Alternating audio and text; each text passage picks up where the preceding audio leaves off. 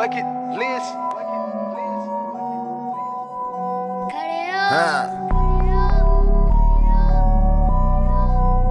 Scooch. La lune est envahie de nuages pareils à des lichens sacrés. Cela champignonne et se soutient on ne sait comment au-dessus de nos têtes. Aux yeux des vieux coloniaux, rien n'est plus beau que leur Afrique, mais ils la voudraient pour eux seuls. Si l'on y vient en touriste, ils vous regardent de travers. Vous allez à Z? Tiens, on y arrive donc en auto maintenant, de mon temps il fallait 40 jours de portage. Vous dînez à X? En smoking sans doute. Moi j'y ai fait le coup de feu et j'y suis entré le premier en 1902, etc. C'est d'ailleurs très naturel. Tant est grande chez les Noirs l'horreur de la sécheresse que leur plus grande injure est de traiter quelqu'un de femme sèche. Toute une journée à bonne allure, nous longeons le ruban bleu tendre du Niger qui atteint parfois 800 mètres de largeur. Premiers chevaux, d'assez beaux arabes. À notre gauche, des falaises rouges et noires. À la nuit, par une route splendide, nous arrivons à Bamako, capitale du Soudan. Chez M. Terrasson de Fougères, gouverneur du Soudan, colonial de grande classe, qui n'a pas oublié les leçons d'un lyoté, nous retrouvons Albert Londres et le peintre Rouquayrol, avec qui nous ferons route commune jusqu'à Tombouctou, puisqu'on nous assure ici que les eaux sont encore assez hautes pour nous y porter. Le gouverneur est un homme jeune, respecté, obéi, courtois et silencieux. Son autorité calme nous a fait grand honneur. Son palais domine la ville et toute la plaine où le fleuve décrit une courbe azurée d'une vingtaine de kilomètres. La ville française sépare deux cités indigènes. Malinqué, Peul, Mort-au-Marché. Ce marché n'est pas l'horrible halle en fonte commandée en France, mais un beau bâtiment à pylônes. Le ciment armé, frère du torchis, se prête parfaitement à l'architecture soudanaise. Tout est d'un rose relevé de la tache noire des corps et des têtes et de la violence bleue des cotonnades appelées Guinée. Voici des barres de sel de Mauritanie que compissent des chiens errants non moins ignobles que les chiens chinois. Voici des anneaux de cheville en argent, en aluminium, des bagues d'or convoitées par les moussous, noires concubines des blancs, du gingembre, des coquillages, des cosmétiques, des boules de beurre végétal à l'odeur infecte, des colliers d'exportation, des fichus de tête. 2 jours de repos à Bamako, tandis que nous organisons la caravane qui doit nous emmener vers Tombouctou. Auto, porteurs, chalands, pinasses à pétrole, chevaux, chameaux. Il faut prévoir tous les moyens de locomotion. Ce soir, encore un tam-tam, groupe d'une 50aine de danseurs et d'un nombre à peu près égal de figurants. C'est une belle mascarade. Le chef des griots porte un péplum bleu-noir et est coiffé d'un casque doré de lancier Second Empire à cimier de crin. Les vieilles femmes, comme toujours, sont déchaînées. Elles portent les couleurs les plus voyantes et ne le cèdent à personne en lasciveté. La grande vedette remue furieusement le derrière. Un homme se détache du groupe et, pour mettre ce spectacle en valeur, pose une main au bon endroit. On voit ses doigts noirs se détacher sur la jupe blanche de la danseuse. Pendant ce temps, les tambours lâchent des pétarades d'obusiers qui font trembler le palais. Les femmes poussent des cris de bête, les balafons de bois sonores laissent couler des gammes sur leurs 2 octaves, et les clochettes de fer attachées aux chevilles font un bruit de rideau métallique. Les acteurs se passent un seau de zinc plein d'eau, à même lequel ils boivent sans interrompre leur action. Ils s'avancent et profèrent d'un air féroce des paroles hurlées, qu'on nous affirme encore être nos louanges et celles des parents qui nous ont conçus. Les chefs commandent cette récitation héroïque par des exclamations parlées qui en soulignent le sens, comme les méthodistes américains accompagnent d'aboiements les discours de leurs ministres. C'est tout à fait le shouting des nègres baptistes. Le proverbe guinéen dit « Les griots chantent seulement les louanges des vivants ». Le plus curieux tam-tam que j'ai vu jusqu'ici fut celui de Massina. Les bateliers du Niger et les bozos ou pêcheurs étaient venus des villages voisins à notre rencontre en des pirogues faites d'écorces cousues et assemblées. Sur chaque esquif, on avait embarqué un animal grotesque, fétiche d'osier drapé de cotonnade crue, représentant une girafe. La tête et la queue étaient cachées sous l'étoffe. Des peintures géométriques et des glaces de poche incrustées dans le bois ornaient le front de ces monstres. On les descendit sur la plage et lorsque nous passâmes le Niger sur un radeau à peine plus large que notre voiture et fait de 3 pirogues accouplées, ces bêtes fantastiques agitées au-dessus de centaines de têtes noires vacillaient et nous saluaient, vivantes dans le soleil sur nous précipités par midi, dominant de leur majesté difforme, d'emblèmes fabuleux, les tribus fidèles et passionnées. Cela tenait du nouveau cirque, du carnaval de Nice et de Salammbô. 14 février. Au matin, nous repassons le Niger, toujours la brousse poudreuse, décombres végétaux, phacochères, cochons sauvages, odeur d'herbes sèches, arbres les racines en l'air ou coupés et saignants, comme de la boucherie. Première ruche dans les enfourchures des branches, pareilles à de gros cocons. Biches qui font des bonds comme une barque dans la tempête. Une famille de cynocéphales assis sur des derrières rouges nous regarde passer. Ce sont, descendus non plus des boiseries mais des bois, les singes même de Watteau et de toutes les singeries du XVIIIe siècle. C'est d'ici, d'ailleurs, qu'ils venaient. merles métalliques, grands vautours, éperviers volants en spirale, engoulevents volants en désordre. À 2 heures de l'après-midi, nous avons franchi 238 kilomètres, roulant depuis 4 heures du matin, et nous arrivons à Ségou pour déjeuner. Chaque village de l'AOF entretient non seulement les routes, mais un gîte d'étape toujours disponible, très propre, et que les administrateurs mettent à la disposition des voyageurs blancs. À Ségou, nous logeons dans une de ces cases. 3 marches, 2 pièces et une cuisine sous un lourd toit de chaume ondulé, d'un très bel effet, plus sumatrien qu'africain. Devant nous, un large trait bleu de Prusse, réchauffé d'un ton fauve ocreux, le Niger, dans le sable. Autour, des jardins potagers avec des légumes de France. Potager, orgueil de notre classe moyenne et ouvrière, et qui rattache, malgré le machinisme, le français au sol. Le potager, avec ses fraises et ses radis, c'est la patrie française aux colonies. Comme le golf, le tennis sont l'idéal britannique transplanté. Son travail fini, le mineur anglais va jouer au football. Le mineur français, resté paysan, va à son jardin. Au dispensaire des religieuses de Notre-Dame d'Afrique, la supérieure nous fait visiter les ateliers de tissage, haute laine du plus beau blanc, retour aux couleurs végétales sauf pour le noir et le bleu qui sont encore malheureusement à l'aniline. Tapis beaucoup plus beaux que les tapis de Kairouan ou même du Maroc. Cette mère supérieure a un charmant visage honnête et doux, un parler parisien.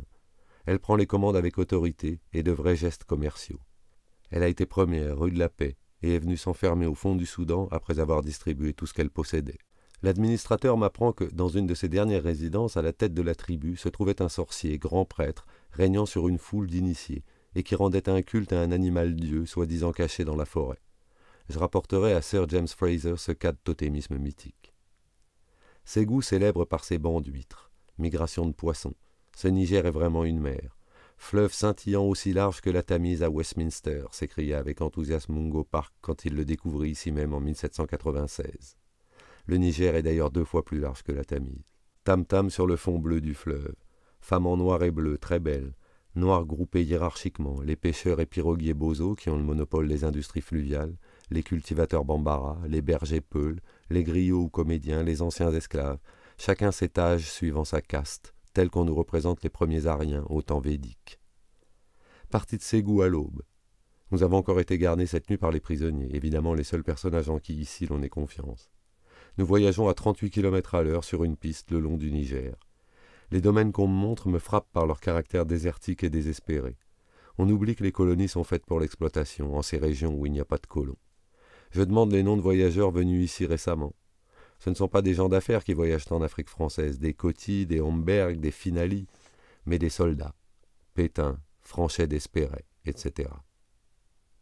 Maintenant, nous longeons la rive nord du Niger sur d'étroites chaussées faussées par les écarts de température dominant des terrains inondés, d'où émergent des bosquets infirmes.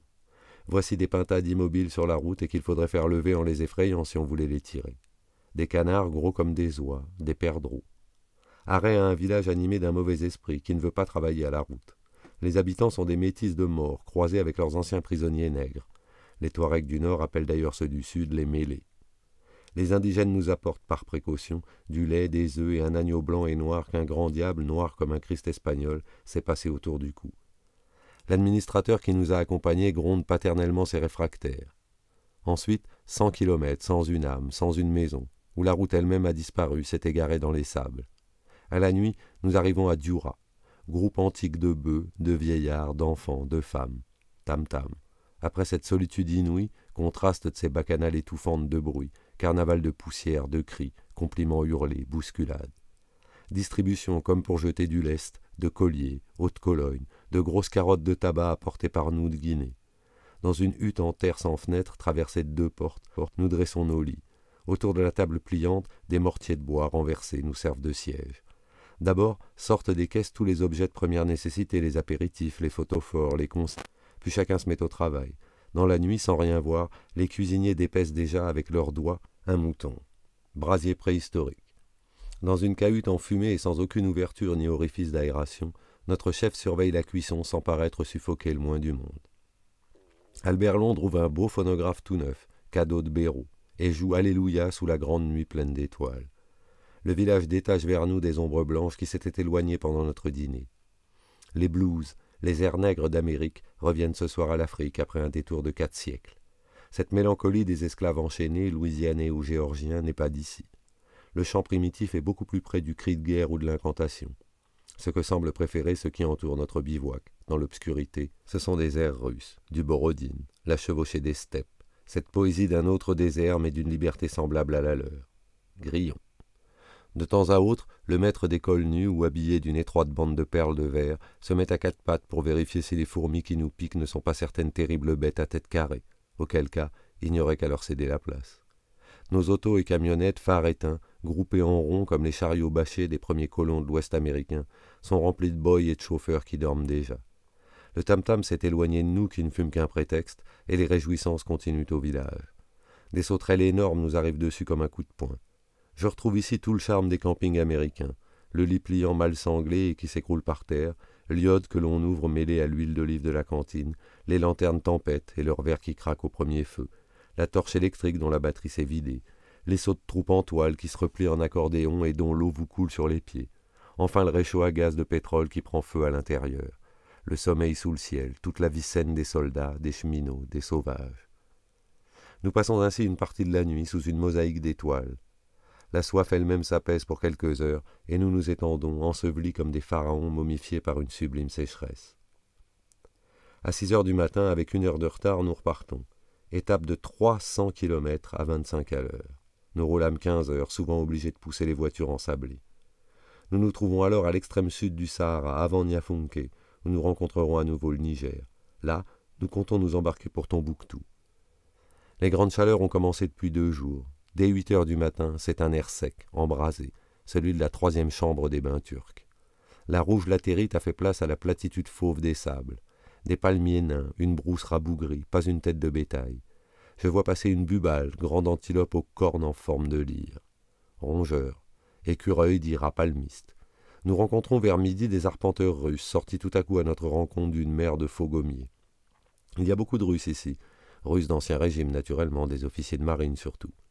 Ils signent des contrats de 2 ans et s'engagent comme hygiénistes, ils n'ont pas droit au titre de médecin, géomètre, arpenteur, infirmier, etc. En général, ils donnent pleine satisfaction. Celui-ci, hirsute barbe blonde, aux yeux bleus, au nez busqué aristocratique, se halant en rouge comme les Nordiques, vit en plein bled avec son fusil. Il lève des plans, fait des tracés de pistes, avançant toujours en ligne droite, parfois avec de l'eau jusqu'au cou. Je lui demande s'il a besoin de quelque chose. Un broussard n'a jamais besoin de rien. Êtes-vous heureux ici? C'est la seule vie. On nous a parlé de bandits. Nous croisons quelques morts masqués de noir, poignards sous le bras, avec le beau profil aigu, mystérieux, fanatique, cruel des Sémites. Ils sont élégamment assis en Amazone sur la bosse cartilagineuse de leurs ébus. Ils inquiètent, alors que jamais un noir ne nous a fait penser à nous défendre. C'est l'islam qui commence. Qu'on me rende la bonne figure ouverte du nègre. Le désert absolu, celui des cartes géographiques, n'existe pas. Sur Terre, sauf au pôle, il pousse toujours quelque chose. Après un quart d'heure d'auto, un animal que je prends pour un bœuf traverse la route à quelques mètres de nous.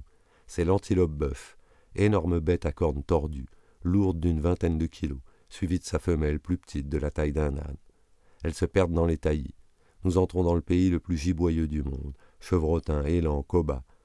Toute la matinée, nous effrayons des biches, des gazelles, des antilopes. Elles se suivent par groupes de 4 ou 5, coupent la route à une vitesse prodigieuse, 60 ou 70 à l'heure, et distancent facilement notre Citroën. Quelquefois elles s'arrêtent, les oreilles ouvertes, hument le vent.